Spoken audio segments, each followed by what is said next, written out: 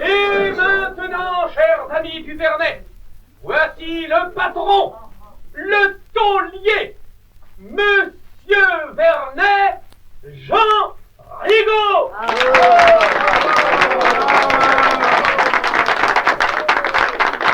Eh bien, je vous en remercie et je vais vous parler de cette fameuse bombe atomique. Ah, cette bombe atomique.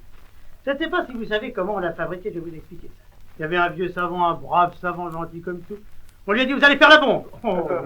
Mais elle, doucement, là-haut, au 6e étage, là. Au 6e étage du 198e étage du building. Pas d'histoire. Il est monté là-haut, on l'a laissé, avec une table de logarithme. Bouvard et Ratinet, deux salopards, voilà des gars qui mériteraient de passer l'épuration. Cochon. Et alors là, il a commencé à faire la bombe, et une fois qu'il a eu fait la bombe, il a dit, j'ai la bombe.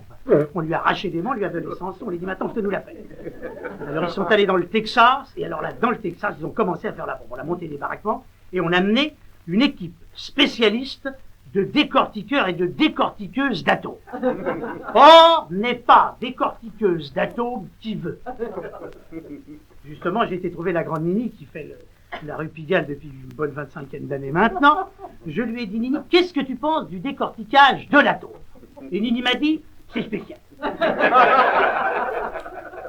D'abord, il y en a qui savent, il y en a qui pourront toujours décortiquer l'atome, il y en a qui pourront jamais. Il faut très bien savoir tripoter les molécules pour monter l'électron. Et alors, une fois que l'électron est bien monté, il faut faire très attention pour pas que l'atome foute le camp tout de suite.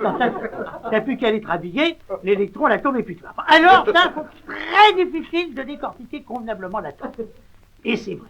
Il paraît que là-bas, vous savez, ils ont fait ça, mais alors très précautionneusement. Ils prenaient l'atome très doucement, ils enlevaient un petit peu de décortiquage, ils mettaient l'atome décortiqué sur une étagère, ils en décortiquaient un autre, ils le mettaient sur l'étagère, puis un troisième sur l'étagère, et quand ils en ont eu assez, ils ont dit ça y est, on fait la bombe.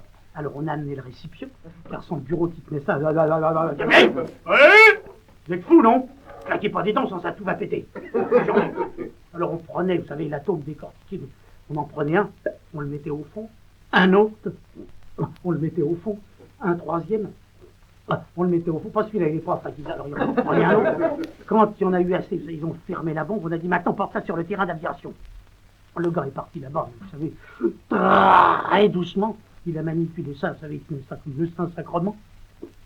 Il est arrivé à l'aérodrome, il a peut-être mis 9 heures pour faire 800 mètres. On a mis la bombe sous l'avion très doucement.